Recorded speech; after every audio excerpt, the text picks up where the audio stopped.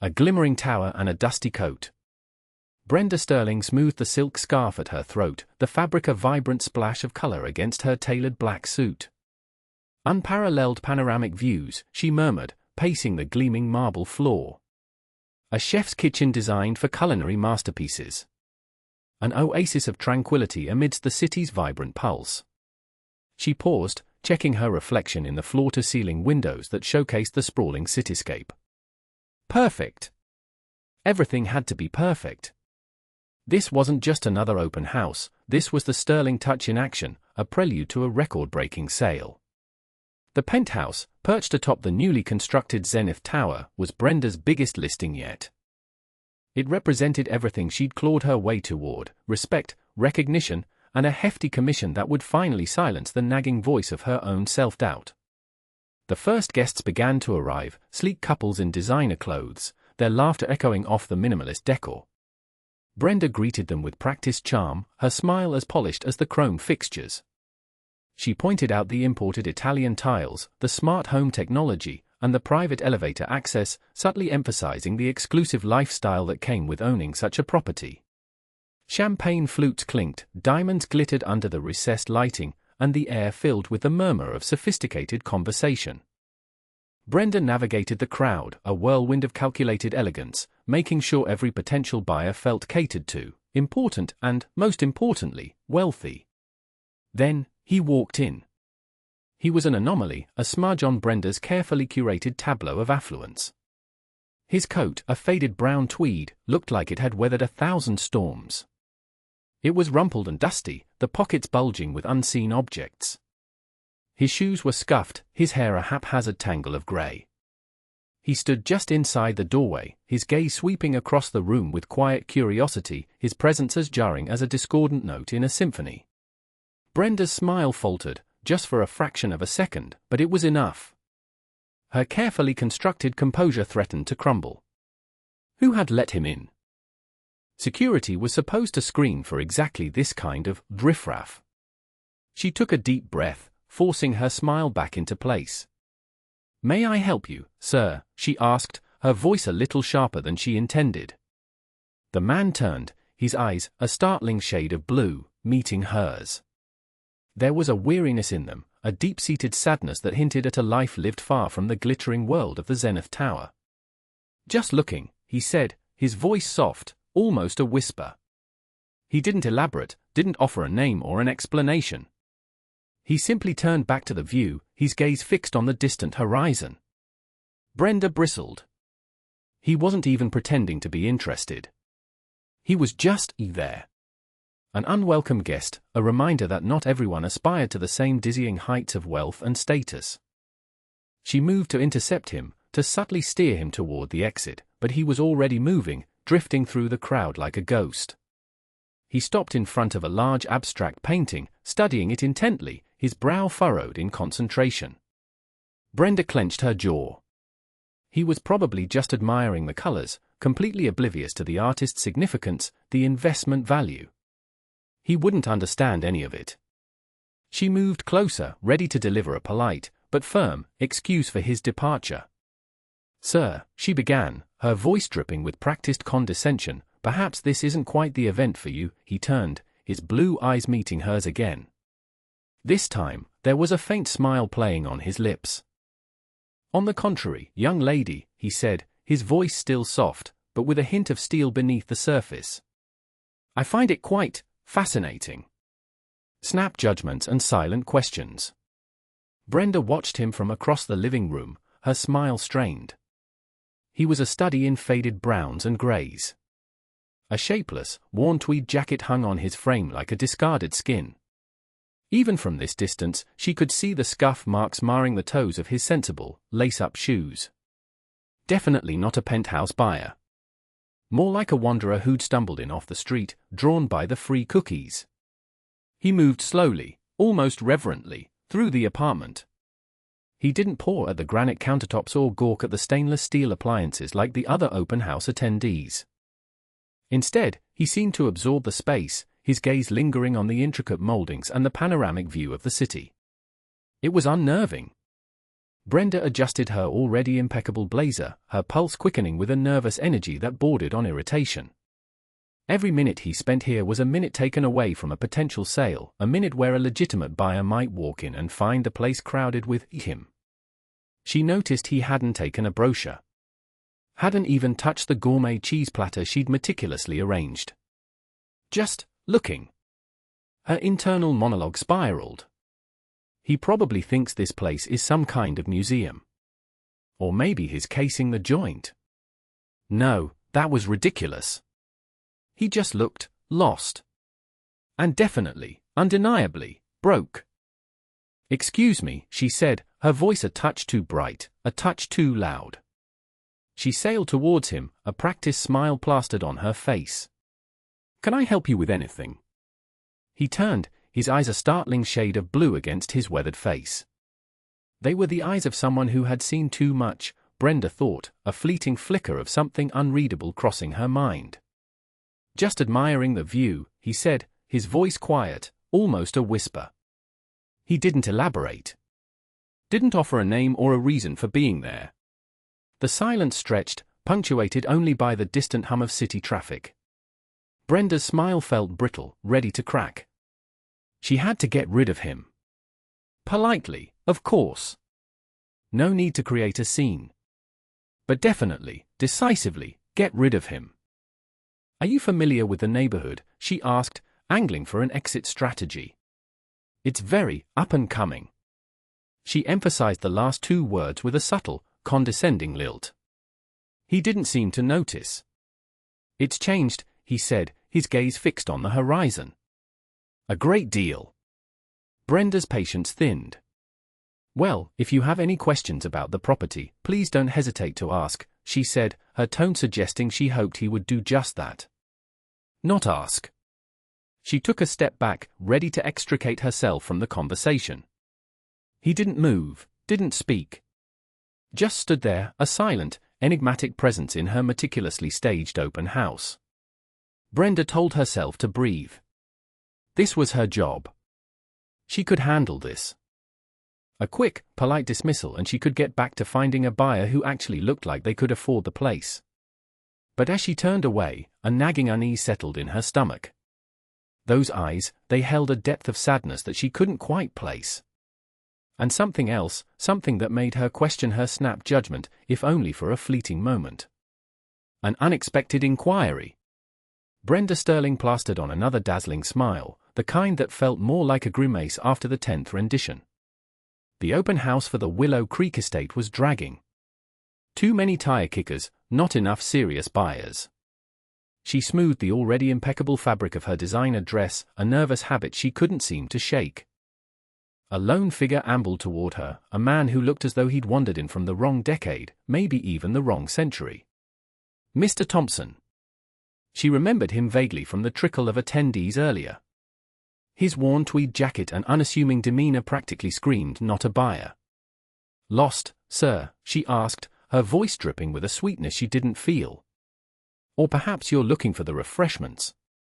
They're through the solarium, lovely little cucumber sandwiches." She gestured vaguely with a manicured hand, eager to usher him away from the entrance where he was subtly discouraging potential clients.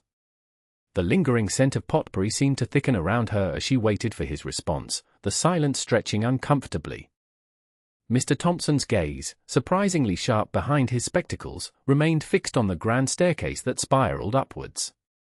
He seemed to be absorbing the very essence of the house, a stark contrast to the other visitors who were busy snapping photos for social media. He finally turned to her, his expression unreadable. "The penthouse suite," he said, his voice a low rumble that seemed to vibrate in the cavernous hallway. "What's the asking price?" Brenda blinked. The penthouse? The crown jewel of the estate, with its panoramic views and private elevator access? That was reserved for serious inquiries, for individuals who looked the part, who radiated wealth and sophistication. Not this man. "Are you interested in the penthouse?" she stammered, the polished veneer of her professionalism cracking slightly. She quickly recovered, forcing a laugh that sounded tinny even to her own ears. "It's quite an investment, sir." Perhaps something a little more manageable might be a better fit. He ignored her condescending tone, his eyes still reflecting the light filtering through the stained glass window above the staircase. The price, he repeated, his voice firm, leaving no room for interpretation. Brenda swallowed, her mind racing. This couldn't be happening. He was probably just curious, wasting her time. But what if he was serious? She couldn't afford to dismiss a potential buyer, no matter how unlikely. Her commission on the Penthouse would set her up for the rest of the year. She pulled out her tablet, her fingers flying across the screen. The Penthouse is listed at $7.5 million, she stated, her voice regaining its professional composure. She watched him carefully, searching for any sign of shock or disbelief. His expression remained unchanged. He simply nodded, a barely perceptible movement of his head. "I see," he said softly, his gaze drifting back to the staircase. Brenda's heart did a nervous little tap dance against her ribs. This was definitely unexpected. The price of prejudice. Brenda tapped her pen against the glossy brochure for the Willow Creek estate, the rhythmic clicker counterpoint to the rising anxiety clawing at her throat. The morning was slipping away, and Mr. Thompson was proving to be even more of a time-waster than she'd initially feared. He'd shuffled through the garden, poked at the fountain, and now stood silently gazing at the distant cityscape visible from the patio.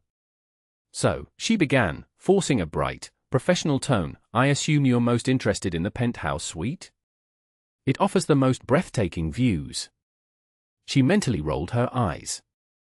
Breathtaking for someone who probably hadn't seen anything more extravagant than a park bench. He turned, his gaze surprisingly direct. "And the price for that breathtaking view?" Brenda quoted the figure, each syllable laced with a subtle, sarcastic inflection. $7.8 million. She watched him, half expecting a sputtering choke or at least a widening of his eyes.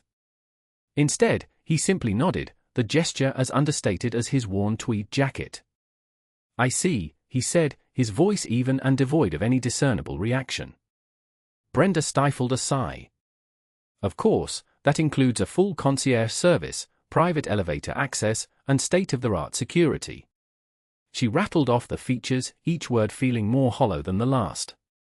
She was wasting her breath, and precious time she could be spending with a real client. Then, Mr. Thompson reached inside his jacket. Brenda braced herself for the inevitable, a flimsy checkbook perhaps, or worse, a credit card application. What he pulled out, however, was anything but expected. A thick wad of $100 bills. Brenda's jaw slackened. It was impossible to tell the exact amount without counting, but it was substantial, shockingly so. He peeled off a few bills, thumbing them absently. The morning sun glinted off the green ink, turning the moment surreal. "I prefer to deal in cash," he stated, his voice still quiet, but now carrying a weight that hadn't been there before. He watched her, his eyes holding a depth she couldn't quite decipher. Was it amusement? Disappointment? Or something else entirely? The pen slipped from Brenda's suddenly numb fingers and clattered onto the stone patio. The sound echoed in the sudden, heavy silence. Her carefully constructed world of assumptions and judgments crumbled around her. She'd pegged him as insignificant, a harmless nobody. But the money, the casual way he handled it, it spoke of a life she couldn't even begin to comprehend. Brenda found herself speechless, the practiced sales pitch dissolving on her tongue. The carefully rehearsed lines about investment potential and luxury amenities vanished, replaced by a stark, unsettling realization she had profoundly misjudged him. The air hung thick with unspoken words. The only sound was the distant hum of city traffic, a constant reminder of the world beyond the manicured lawns of Willow Creek estate. And the faint rustle of $100 bills in Mr. Thompson's hand. A veteran's valor, a realtor's regret. Brenda watched with thinly veiled impatience as Mr. Thompson shuffled around the sprawling living room, his gaze lingering on the meticulously arranged orchids. Honestly, he looked utterly lost, like a stray cat that had wandered into a palace. She was about to steer him towards the gourmet kitchen when Mark bounded over, his usual ebullient self. "Mr. Thompson! Arthur Thompson, isn't it? Fancy seeing you here." Mark's voice boomed through the otherwise silent house. Brenda's plastered smile tightened. "Mark, we're in the middle of a showing," she began, but Mark waved her off. "Brenda, you remember Arthur, right? From the Veterans Gala last spring?" He gave that incredibly moving speech. Mark trailed off, noticing Brenda's blank stare. Arthur Thompson offered a small, almost apologetic smile. "It was a long time ago." His voice was raspy, weathered like old leather. Brenda's mind raced. Veterans Gala? She vaguely recalled attending, dutifully making an appearance for the photo ops. But Arthur Thompson? He certainly hadn't made an impression then. Now, seeing Mark's genuine warmth towards him, a sliver of unease began to prick her. Of course, she stammered, offering a weak smile. "It's just been a busy season." Mark, oblivious to Brenda's discomfort, clapped Arthur on the shoulder. "Arthur here is a true American hero, Brenda. Served 3 tours in Afghanistan. Decorated with the Silver Star, if I remember correctly." He lowered his voice conspiratorially. "And, between you and me, he's a shrewd investor. Made a killing in tech stocks back in the day." Brenda felt her cheeks flush. A war hero? A successful investor? This unassuming, rumpled man? She mentally replayed their earlier conversation, cringing at her own condescending tone. The image of him, politely declining the champagne while she practically oozed disdain, burned in her memory. Arthur Thompson shifted uncomfortably under Mark's praise. "Mark, you're too kind. It was a long time ago. And the investments were just fortunate." He gestured vaguely at the expansive view from the window. "This is a beautiful property." Brenda seized the opportunity to regain control. "Yes, well, as you can see, Mr. Thompson, the Willow Creek estate offers unparalleled luxury and privacy. The architectural details are simply exquisite, and the location is, of course, highly desirable." She launched into her well-rehearsed sales pitch, but the words felt hollow, tainted by her earlier judgment. Mark, sensing the shift in Brenda's demeanor, raised an eyebrow at her. He caught her eye and gave a barely perceptible shake of his head, a silent reprimand. Brenda avoided his gaze, focusing on Arthur Thompson, searching for any sign of offense or awareness. But Arthur's expression remained unreadable, his gaze fixed on the distant mountains. He seemed utterly unaffected by the opulent surroundings, the carefully curated decor, or even Brenda's belated attempts at charm. He was a man who had seen things that made marble countertops and infinity pools seem utterly insignificant. The quiet sadness in his eyes spoke volumes, a stark contrast to the forced enthusiasm of the real estate showing. The knot in Brenda's stomach tightened. This wasn't just a missed opportunity, it was a profound misjudgment. And somehow, she knew, this wouldn't be the last she'd hear of Arthur Thompson. Simple tastes, priceless values. Brenda Sterling patted an invisible crease from her suit, her smile plastered on like a store mannequin's. Good-natured Mark Olson, ever the optimist, was trying to woo Mr. Thompson, a prospective buyer who seemed plucked from a bygone era. "So, Mr. Thompson," Mark announced, his voice echoing slightly in the grand living room of Willow Creek Estate, "Brenda was just pointing out the fantastic potential here. Just envision some updates, modern flares, make it truly your own. The investment alone." Brenda winced internally. Investment? She might as well have suggested demolition. Thompson, however, remained an enigma, his gaze fixed on the distant, undulating hills visible through the panoramic window. Something unreadable flickered across his face. Oblivious, Mark forged ahead. "Of course, it has its vintage charm, wouldn't you say? But a skilled contractor could easily remedy that. I understand you're looking to simplify, Mr. Thompson. Quite a shift from your current homestead, I'd venture. Always heard you lived out at the old Miller place. Time capsule of a spot, from what I gather. Quite the diamond in the rough." Mark chuckled, a booming sound that, to Brenda, rang with unintended mockery. Brenda held her breath, anticipating Mr. Thompson's retort. The man simply pivoted, his eyes, the faded blue of old denim jeans, connecting with Mark's. In their depths resided a stillness, a muted melancholy that briefly checked Mark's effusive chatter. He fidgeted. Mr. Thompson then addressed Brenda, his voice a low murmur, like pebbles tumbling in a brook. "Miss Sterling," he stated, his gaze unwavering, "I couldn't help but overhear your assessment of my inclinations." A ghost of a smile touched his lips. "You see, I've never placed much stock in a potential or investment value." Brenda felt a flush rise up her neck. She began to formulate an appeasing apology, but he raised a hand, silencing her. "I prize simpler pleasures," he continued, his gaze drifting once more to the hills. "A decent cup of coffee, a well-worn chair, the hush of evening. Modest comforts, yet priceless to me." He turned back to Brenda, his eyes holding hers with disarming candor. "Outward appearances hold little sway. The essence within is what truly counts." He swept a hand across the opulent space, his expression inscrutable. "This house, undeniably impressive. But I wonder, does it possess compassion? Does it have probity? Does it offer sanctuary to those within its walls?" Brenda was speechless. She'd anticipated bartering, complaints about cost, demands for remodeling. She hadn't expected a philosophical discourse on inherent worth. Mark, recovering his composure, cleared his throat forcefully. "Well, Mr. Thompson, I'm sure this house has a great deal of personality. Solid foundations, as they say." Mr. Thompson merely offered a smile, a genuine, tender smile that illuminated his weathered features. "Perhaps, Mr. Olson. Perhaps." He returned his attention to the window, his silence conveying far more than words ever could. Brenda, for the first time since their introduction, felt a prick of something akin to remorse. She'd prejudged him, dismissed him as an old man with quaint tastes. She hadn't bothered to delve deeper, to perceive the person beyond the aged attire and reserved demeanor. And now, she feared, she'd likely cost them the sale. A second chance, a sincere tour. Brenda felt the blood drain from her face as she stammered, "Mr. Thompson, I am so incredibly sorry. My behavior was unprofessional and frankly, appalling.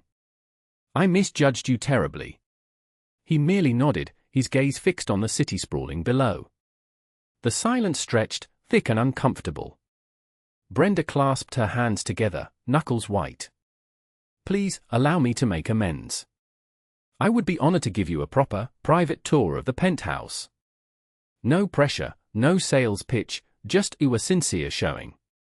He turned then, his eyes, the color of faded denim, held a depth she hadn't noticed before. "A sincere tour, you say?" "Yes," Brenda insisted, her voice trembling slightly. "I want you to see it, really see it, for what it is." He gave a curt nod.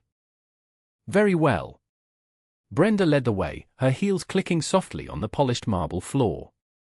Gone was the affected enthusiasm, replaced by a quiet, respectful demeanor. "This is the grand salon," she began, gesturing towards the expansive living area. Sunlight streamed through the floor-to-ceiling windows, illuminating the intricate details of the crown molding. The previous owner hosted many events here, but it also serves as a beautiful, quiet space for reflection. She deliberately avoided mentioning celebrity parties or extravagant galas. She walked towards the fireplace, its mantel crafted from imported Italian stone. The craftsmanship is remarkable. Each piece was hand-carved. She ran a finger along the smooth, cool surface. "I imagine a crackling fire on a cold winter night would be quite comforting." Mr. Thompson moved slowly, his gaze sweeping across the room, absorbing every detail. He paused at the windows, his back to Brenda, his posture suggesting a deep weariness. Brenda continued, leading him into the dining room. The table, crafted from a single slab of reclaimed wood, sat beneath a Murano glass chandelier. This table can comfortably seat 12. It's perfect for family gatherings, or smaller, more intimate meals. She remembered his earlier comment about his daughter. She then guided him to the kitchen, showcasing the state-of-the-art appliances and the sleek, minimalist design. The chef's kitchen is fully equipped. The ovens are convection, and the induction cooktop is incredibly efficient. Though, she added with a small, genuine smile, I confess, I'm more of a takeout kind of person myself. Mr. Thompson chuckled softly, a sound that surprised Brenda. It was a warm, genuine sound, and it eased some of the tension that had been clinging to her like a shroud. Finally, she led him to the master suite, a haven of tranquility and luxury. The bedroom featured a private balcony overlooking the cityscape. The view from here is breathtaking, especially at sunset. She pointed towards the walk-in closet, its shelves lined with handcrafted cedar. And this closet, well, it's every fashionista's dream. But Mr. Thompson wasn't looking at the closet. He was standing on the balcony, his gaze fixed on the horizon. The setting sun painted the sky in hues of orange, pink, and gold. He closed his eyes, and Brenda thought she saw a single tear trace a path down his weathered cheek. She waited patiently, giving him the space he seemed to need. After a long moment, he turned back to her, his expression unreadable. "Thank you, Ms. Sterling," he said quietly. "That was a very informative tour. Beyond the luxury, a place to call home." Brenda's stomach churned as Mr. Thompson ran a calloused hand along the imported Italian marble countertop. She'd pegged him so wrong, dismissed him as another time-waster. Now, the weight of her misjudgment threatened to capsize her entire career. "The veining here," he murmured, his voice barely audible above the hum of the central air. "It's not perfectly matched. A slight oversight, but noticeable." Brenda's breath hitched. She hadn't even noticed. She'd been too busy mentally composing her apology email to her boss. "I'll certainly bring that to the developer's attention, Mr. Thompson." He simply nodded, moving on to inspect the hand-scraped hardwood flooring. "American walnut, I presume?" "Yes, sir.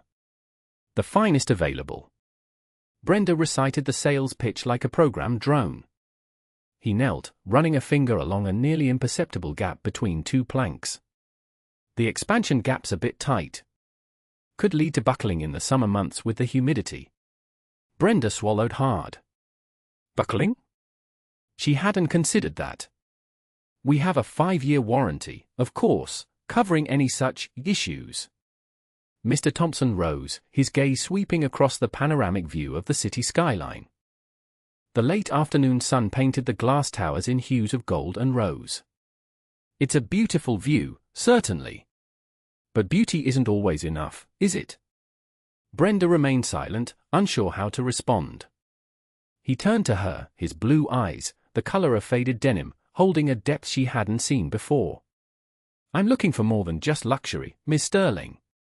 I'm looking for a place to call home." He paused, then continued, his voice softening. "A quiet place.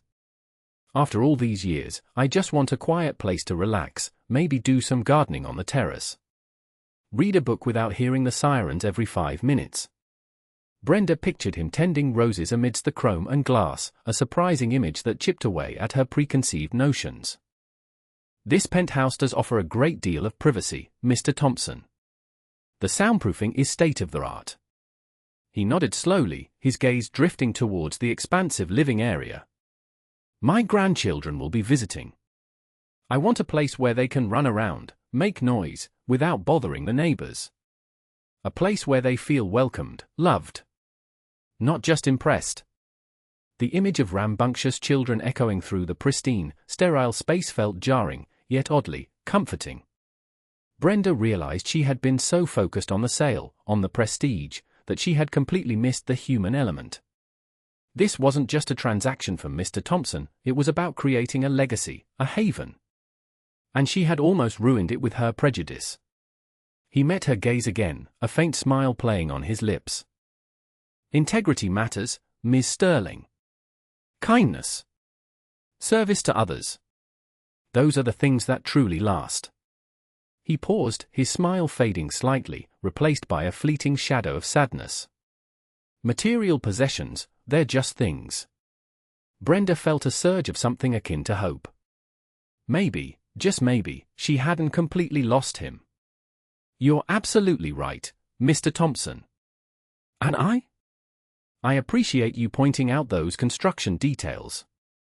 I assure you, I'll address them immediately. She straightened her shoulders, a newfound determination hardening her gaze. Let's talk about turning this penthouse into a home. A condition of kindness. A knot twisted in Brenda's gut. Her snap judgment of Mr. Thompson felt like a self-sabotaging act, likely costing her the sale. In the cavernous silence of the penthouse, Mr. Thompson's voice cut through the air. I'll take it. Brenda nearly choked. Pardon? I'm purchasing the penthouse. At your listed price. He produced a time-worn checkbook from his equally worn coat. Let's skip the dance. Relief washed over Brenda, almost overwhelming her. Yet, bewilderment quickly followed. Why? After her demonstrable lack of respect. But, Mr. Thompson, she began, faltering, I don't quite understand. After my behavior, a faint, melancholic smile touched his lips. We all stumble, Miss Sterling. What matters is how we rise. He detached a check, the sound sharp in the stillness. However, he continued, his tone hardening, there's a stipulation. Brenda's spirits plummeted. Here it was, the catch. A stipulation, she echoed, wary. Indeed. Call it a condition of human decency. He paused, his gaze unwavering. I want you to volunteer at the Veterans Center on Elm Street. Mrs. Reynolds oversees it. For a minimum of 3 months, 2 days a week. Brenda was speechless. This was the last thing she'd anticipated. Volunteer, she repeated, barely audible. Precisely. He extended the check, but Brenda remained still. You see, Miss Sterling, I've had my fill of polished surfaces and empty promises. This city, this world, craves genuine connection, more empathy. He tapped the check against his open hand. This isn't about the money, Miss Sterling. It's about something greater. It's about comprehension. Brenda felt the weight of his words, the quiet grief that seemed to emanate from his very being. A realization dawned. He wasn't just buying a penthouse, he was seeking purpose, seeking to make a difference, and challenging her to join him. She drew a steadying breath. I accept your condition. His smile widened, genuine this time, as he finally pressed the check into her hand. Good. Mrs. Reynolds is a force to be reckoned with. She'll set you on the right path. That following Tuesday, Brenda stood tentatively before the Veterans Center. The building was unpretentious, a converted brick warehouse displaying a hand-lettered sign. Hesitation snagged at her as the faint aroma of disinfectant mixed with floral notes drifted out as someone opened the door. Inside, a scene of organized pandemonium unfolded. Veterans engaged in various pastimes, a card game here, a jigsaw puzzle there, while others were engrossed in conversation. A woman with iron-gray hair, scraped back in a severe style, moved through the space with purpose, issuing commands with surprising tenderness. This had to be Mrs. Reynolds. You must be Brenda, Mrs. Reynolds stated, her voice a gravelly rumble as she approached. Thompson said you'd be showing up. Don't expect kid gloves here, girl. There's work to be done. Brenda's throat tightened, intimidated yet strangely energized. Yes. In the weeks that followed, Brenda's perspective underwent a seismic shift. She assisted with meals, listened to tales of valor and heartbreak, and gained understanding of the sacrifices these men and women had endured. She learned about PTSD, the challenges of readjustment, and the fundamental human need for connection and validation.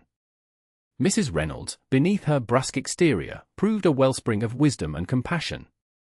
She taught Brenda not to patronize the veterans, but to honor them, to truly listen, to see them as individuals, not clichés. The penthouse, with its sweeping vistas and immaculate surfaces, felt distant and unreal. Brenda's focus shifted from commissions to the veterans' welfare. She began coordinating activities, soliciting donations, and even mastering the intricacies of cribbage. One afternoon, while assisting a veteran named Frank with his rehabilitation exercises, Brenda experienced a profound insight. The anxiety that had shadowed her for so long had begun to recede. By concentrating on others, on their struggles and experiences, she had somehow silenced the relentless noise in her own mind. She remained Brenda Sterling, real estate agent, but she was evolving into something richer, a volunteer, a confidant, a friend. She was discovering meaning in the most unexpected place, through selfless service.